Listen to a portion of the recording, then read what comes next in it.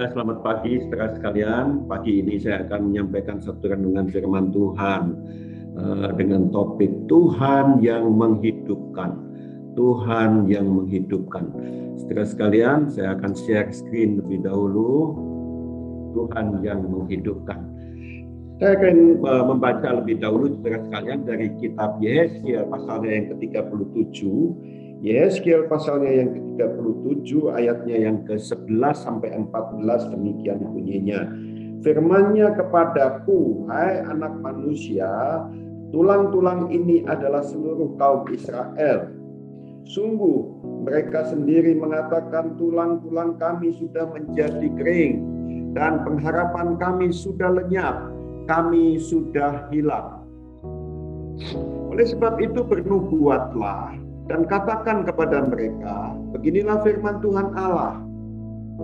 Sungguh aku membuka kubur-kuburmu dan membangkitkan kamu, hai umatku, dari dalamnya, dan aku akan membawa kamu ke tanah Israel. Dan kamu akan mengetahui bahwa akulah Tuhan pada saat aku membuka kubur-kuburmu dan membangkitkan kamu, hai umatku, dari dalamnya. Aku akan memberikan rohku ke dalammu sehingga kamu hidup kembali, dan aku akan membiarkan kamu tinggal di tanahmu, dan kamu akan mengetahui bahwa aku Tuhan yang mengatakannya dan membuatnya. Demikianlah firman Tuhan. Amin. Saudara sekalian, suatu saat Yesaya dibawa oleh Tuhan untuk melihat suatu lembah, di mana lembah itu penuh dengan tulang-tulang kering. Dan apa yang dikatakan oleh Tuhan, Tuhan berfirman, Tuhan mengatakan kepada Yesaya, hai anak manusia, dapatkah tulang-tulang ini dihidupkan kembali? Dan Yesaya menjawab, Tuhan, ya Tuhan Allah, Engkaulah yang mengetahui. Lalu firman Tuhan kepada Yesaya, kalau begitu bernubuatlah mengenai tulang-tulang ini. Katakanlah kepadanya, hai tulang-tulang kering, dengarlah firman Tuhan. Beginilah firman Tuhan Allah kepada tulang-tulang ini. Aku memberi nafas hidup di dalammu supaya kamu hidup kembali. Saudara sekalian yang diberkati oleh Tuhan, tulang-tulang kering dihidupkan kembali oleh Allah. Dan bukan hanya sekedar dihidupkan kembali, saudara sekalian, tetapi tulang-tulang kering ini menjejakkan kaki dan menjadi tentara Allah yang besar. Dan inilah tujuannya kenapa tulang-tulang yang kering ini dihidupkan kembali. Bukan cuma sekedar hidup saja, saudara sekalian, tetapi hidup yang bermakna, hidup yang menjadi tentara yang besar dari Allah. Oleh sebab itu pertanyaannya sekali adalah, saudara sekalian, bagaimana supaya kita ini sebagai tulang-tulang kering ya bisa menjadi tentara yang besar? Saya tulis di sini asal kita mau berdoa. Berdoa seperti Yesaya diminta oleh Allah untuk berdoa bernubuat. Demikian pula dengan kita mesti berdoa, kita mesti bernubuat, sehingga banyak orang yang sekarang ini seperti tulang-tulang kering. Banyak di antara bangsa kita Indonesia yang sekarang ini seperti tulang-tulang kering untuk bisa hidup kembali, bangkit kembali. Kita mesti beriman, saudara sekalian, ya, bahwa bangsa kita ini akan dipulihkan oleh Tuhan. Kita mesti beriman bahwa bangsa kita ini akan dibuat Tuhan menjadi bangsa yang besar, bangsa yang hidup, bangsa yang memuliakan Tuhan. Kita mesti percaya akan hal yang demikian. Saya berkali-kali mengatakan juga, baik di kantor, baik juga di gereja, saudara sekalian, jangan pernah berpikir bahwa bangsa ini seperti bangsa yang sudah tidak bisa dipulihkan lagi. Saya sering mengatakan juga di perusahaan saya, jangan sampai kita pernah berpikir bahwa sudah tidak ada harapan lagi. Saudara sekalian, kalau Tuhan yang berkehendak, maka Tuhan yang menghidupkan.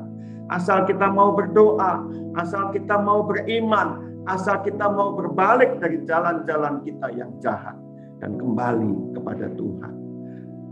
Hari ini kita membaca tentang Yeskiel, ya. Saudara sekalian, inilah adalah gambaran gereja Tuhan.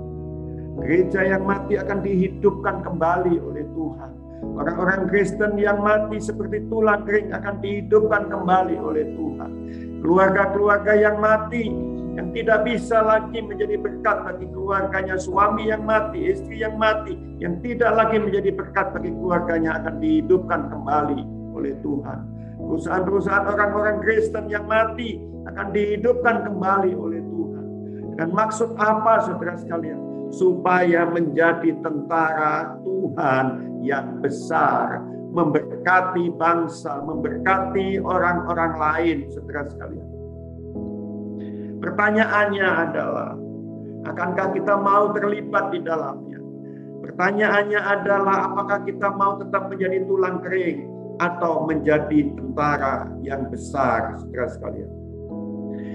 Dan pilihannya ini bukan kepada keadaan yang melingkupi kita hari-hari ini. Oh, keadaan ini, dunia ini sudah begitu jahat, sudah nggak mungkin lagi diperbaiki. Ataukah kita mungkin berpikir, oh, urusan pekerjaan, urusan udah nggak bisa tumbuh, tidak bisa bangkit kembali karena COVID, oh nggak bisa bangkit kembali. Saya ingin katakan pilihannya bukan kepada keadaan atau kepada situasi, tetapi pilihannya ada di tangan kita masing-masing. Maukah kita menjadi tentara yang besar atau kita mau tetap menjadi tulang-tulang yang kering? Maukah kita menjadi berkat bagi keluarga kita, bagi perusahaan kita, bagi Indonesia, atau kita lebih nyaman menjadi tulang-tulang kering, tidak melakukan apa-apa? Saudara sekalian, beberapa pertanyaan. Apakah kita mau menjadi tentara yang besar atau tetap menjadi tulang-tulang yang kering? Yang pertama, saudara sekalian, tanyakan kepada dirimu, apakah kita ini mau menyucikan diri kita? Ini adalah hal yang pertama yang perlu kita lakukan. Kalau engkau ingin menjadi tentara yang besar, kalau engkau ingin hidupmu berdampak, kalau engkau ingin hidupmu menjadi berkat bagi orang lain, yang pertama adalah, apakah engkau mau menyucikan dirimu? Karena Tuhan hanya bisa bekerja dengan orang-orang yang mau menyucikan dirinya, mau menguduskan dirinya, mau berbalik dari jalan-jalannya yang jahat. Tanpa itu, saudara sekalian, Tuhan nggak bisa bekerja di dalam kita. Saya ingin katakan, tidak peduli dengan masa lalumu, sejahat apapun masa lalumu. Tapi hari ini firman Tuhan mengatakan, Tuhan adalah Allah yang memandang hari ini dan bahkan mempersiapkan hari esok kita. Dia tidak peduli dengan masa lalu kita. Dia lebih peduli dengan masa depan kita. Itu yang penting bagi kita, saudara sekalian. Maukah engkau membuka hati? Maukah engkau menyucikan dirimu? Maukah engkau berubah? Itulah pertanyaan yang harus kita jawab. Ada banyak contoh-contoh di Alkitab kita. Paulus yang dahulunya mengejar-ngejar orang percaya, memasukkan orang-orang percaya ke dalam penjara, memukuli, menyiksa orang-orang percaya. Tetapi Paulus yang diubahkan oleh Tuhan, dia mau membuka hati dan menerima tanggung jawab yang Tuhan berikan kepada dia, menjadi berkat bagi banyak sekali orang. Musa, saudara sekalian, Musa juga diubahkan oleh Tuhan, dididik oleh Tuhan 40 tahun di padang gurun menggembalakan domba, dididik oleh Tuhan demi supaya Musa ada perubahan, tidak memakai pikirannya sendiri, tidak mengandalkan kekuatannya sendiri, tetapi semata-mata mau mengandalkan Tuhan saja, bekerja sama dengan Tuhan, membawa orang Israel keluar dari Mesir dan menuju ke tanah Kanaan. Diubahkan oleh Tuhan. Pertanyaan sekali lagi, adakah engkau mau tetap menjadi tulang kering atau engkau mau berubah menjadi tentara yang besar? Yakob juga diubahkan oleh Tuhan. Kalau tadinya dia hidup dari menipu, saudara sekalian, Tetapi Yakub yang diubahkan oleh Tuhan adalah Yakub yang berubah menjadi berkat bagi banyak orang. Rahab diubahkan oleh Tuhan dari pelacur menjadi berkat bagi banyak orang. Asal buka hati, asal percaya, asal menerima bahwa Allahku adalah Allah yang mempersiapkan jalan-jalanku di depan. Dia Allah yang mengerti masa lalu kita. Tetapi saudara sekalian, Dia adalah Allah yang mempersiapkan hari depan kita. Yesaya 43 ayatnya yang ke-18 dan ke-19 mengatakan, janganlah ingat-ingat hal-hal yang dahulu. Janganlah selalu ingat-ingat masa lalumu. Janganlah perhatikan hal-hal dari zaman purbakala. Lihat, aku hendak membuat sesuatu yang baru, yang sekarang sudah tumbuh. Belumkah kamu mengetahuinya? Saudara sekalian yang diberkati Tuhan,